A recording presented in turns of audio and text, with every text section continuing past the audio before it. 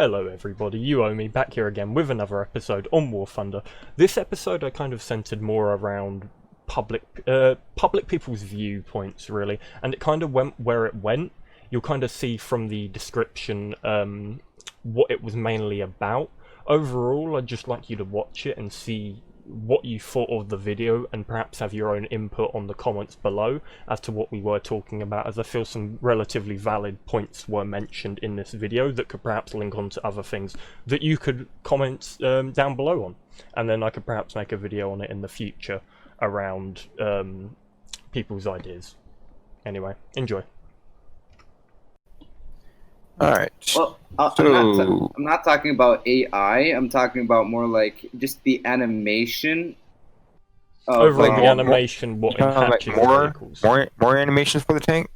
Not like I'm talking about the animation, like the tank commander climbing out, like opening the hatch and looking for enemy players when you go into the binocular mode.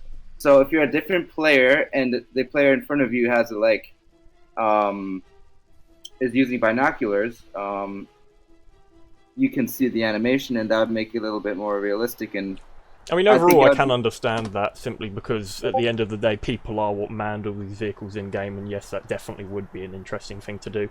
Hard to implement for all vehicles, considering how many vehicles we have in game, but it is definitely something that I could see. Well, it could be like a long-term goal. The main problem I could see is I couldn't see them getting out of the driver hatches of vehicles. I could only see them getting out of the cupolas. Yeah. Yeah, it's only going to be the commander, because and then only do it when you're looking through the binoculars. Something which I personally would prefer to see is AI infantry running around with machine guns and that, giving you a reason to actually have a machine gun on your vehicle. Perhaps they don't engage you, but if you guys know, do you know the current balloon things that hover around maps? You see them on things like the Normandy map. I can't remember their exact name. They give similar reward like that, but it just gives you something to do while you're going into battle, or just adds diversity to the actual match whilst you're going. Just a second. What do you think about cutting off, having like the World War II and the mouse such? Have it in like a World War II bracket, and then have the next generation on a new bracket. When it comes down to that, I only see certain World War II vehicles being in that bracket. Things like the mouse, I can definitely understand being able to fight some Cold War Vietnam era vehicles, but currently in game I don't like the fact that you're fighting 8.7 premiums that are literally slinging around APFSDS. I don't mind the heat as such, but I don't like high penning heat, especially the one from the L44 on the Leopard A1A1 L44. I don't quite like the fact that that thing can sling around heat that pen 650mm on top of APFSDS. Yeah. But maybe have it like a filter, kind of like what they're doing the maps, where you can select certain maps. Maybe have it where you can select or opt in or out of the next generation. I mean, and maybe even carry that over the plane. You could carry it over the planes. Overall, that sort of implementation into the game I feel like would break it to a certain degree. I would like to see it with some tanks, such as something like the Tiger 2s, because if you don't know, they fight things like the Object 120s, and I believe vehicles like that are the only ones that really suffer the largest amount from depression. Yeah, or maybe even add more tanks in between them to uncompress them a little bit more. That's just something that will come to the game naturally overall, though. Are you talking about like prototypes? Maybe. Like, I don't mind prototypes being added to the game overall. 6.7 German or 7.7 well, I think German. it's a pity when they remove the mouse, because like War Thunder makes it. War Thunder, the thing that's so special about War Thunder is that you can play tanks that never really faced combat in the real world. Yes, right? when you say that, the only problem I have is the amount of people who disagree with paper vehicles being in the game, because I personally don't see a problem with it. Yes, I understand adding ridiculous vehicles to the game, but things such as the Loathe, we can make educated estimates on things like their armor and that. Because at the end of the day, if people go ahead and start complaining about paper vehicles, and then you go and ask them, well, what's the problem with it? Generally their reply is it's a paper vehicle, but they have no other reason to back that up, apart from, oh, it didn't see combat. Well, where's the bad thing in that? And I'm not saying make it like World of Tanks, where top tier is basically just all paper vehicles. I'm saying have occasional in-between interesting vehicles, because personally I could think of nothing more interesting than driving around vehicles which could have once existed and could have once swayed a war, a battle in a different direction from when how it did. I think the thing is that you would be able to do that, but they should prioritize doing real vehicles, so you have an update with let's say 3 real vehicles and 1 paper vehicle, because else it would, as you said, like be just a fucking scam of just paper vehicles everywhere. Oh yeah. I do definitely want to see some more paper vehicles, and I know full well that there'll be people out there who will complain about that.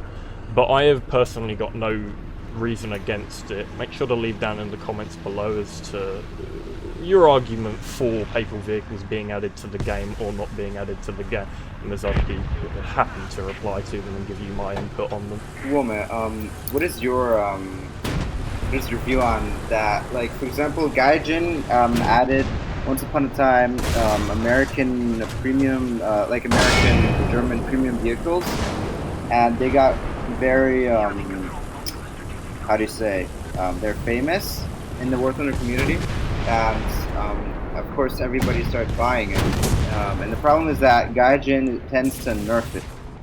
And now the question is that why would they nerf it when you spend a lot of money? For example, let's say 50 euros in something that will get nerfed. It won't be as valuable anymore as it was before.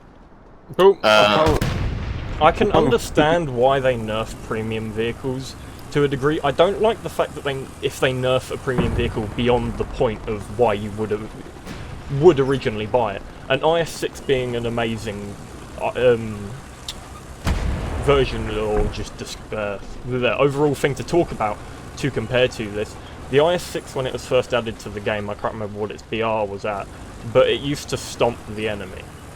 If they never moved it from there, then it would still be stomping, because nothing can pen its armor at all. Now, at least in the game, it's still in a place where it can still stomp, because I've just been playing it now, and it's loads of fun. It can still bounce shells. I have something against nerfing premiums beyond the point of why you would actually buy them in-game. But I'm also against the reason of adding vehicles to the game that are premium at ridiculously low BRs. The good example being the Object 120. It completely annihilates everything in a down tier, and even at its tier, because of its insanely powerful gun.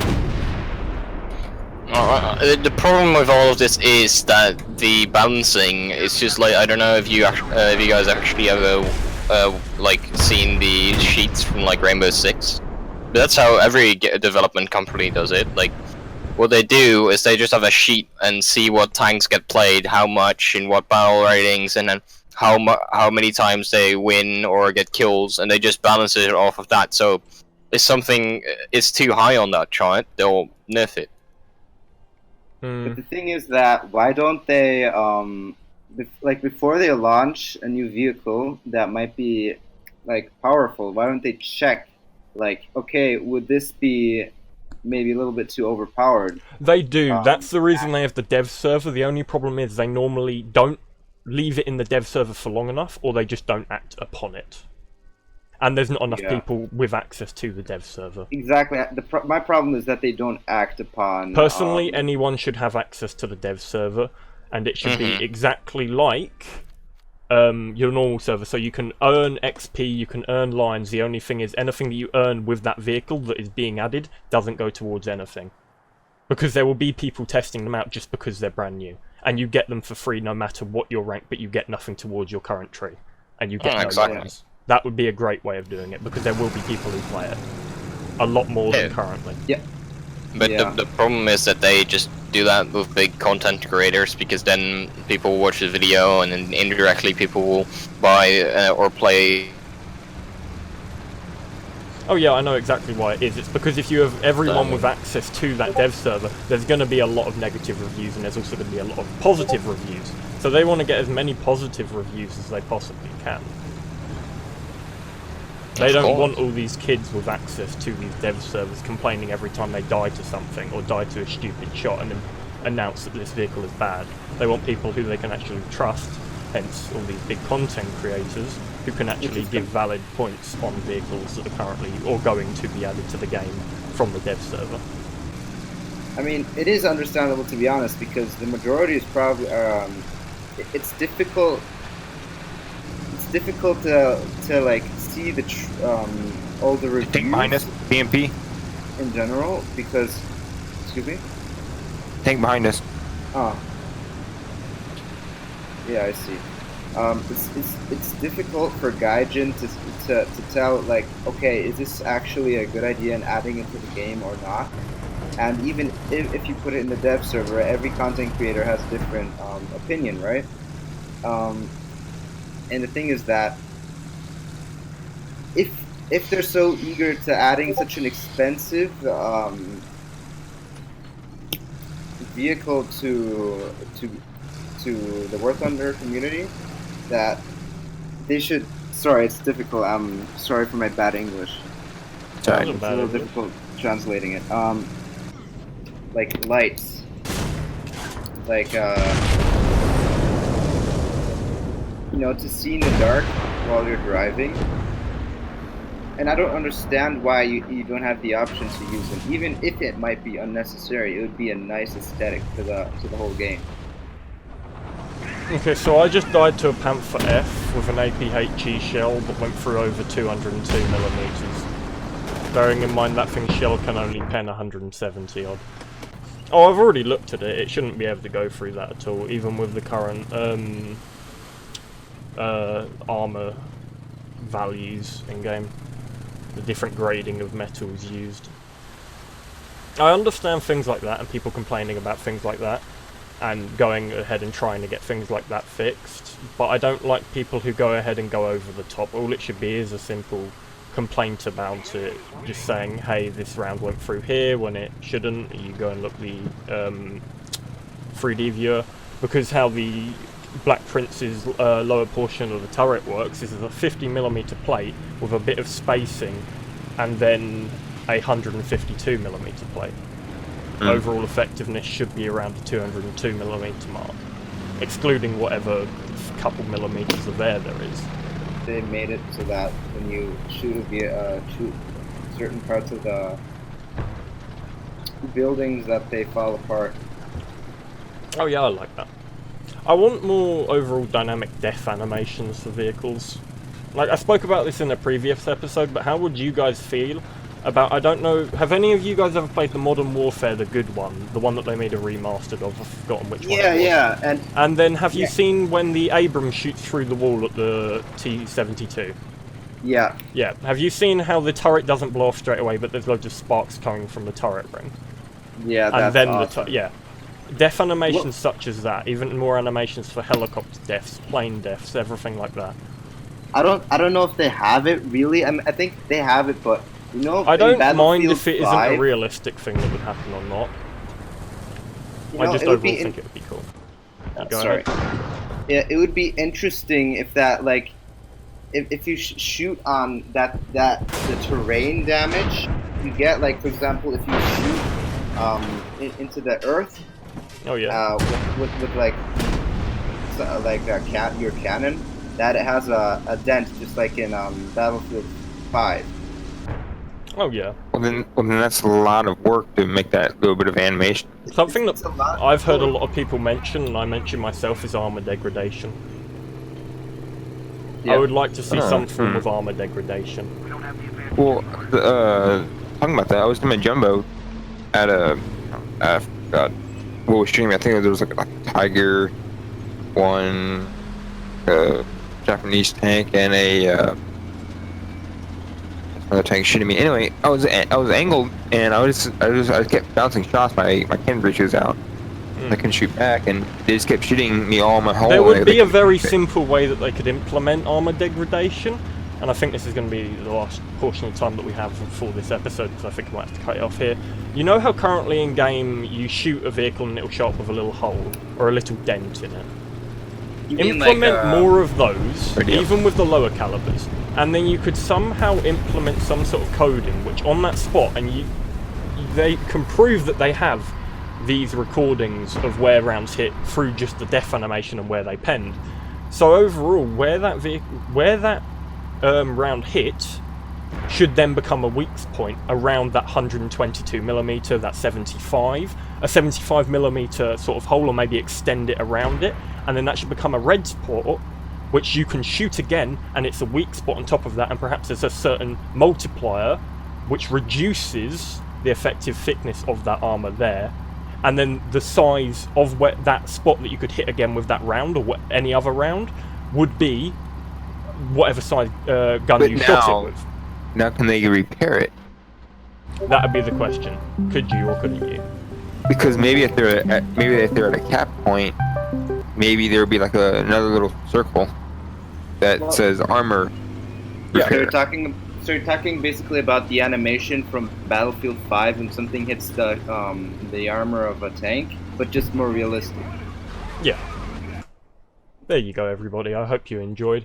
If you do have any comments, any feelings towards what we did discuss in this video, feel free to like, comment, subscribe, share if you haven't already, and do what you do best. Live life.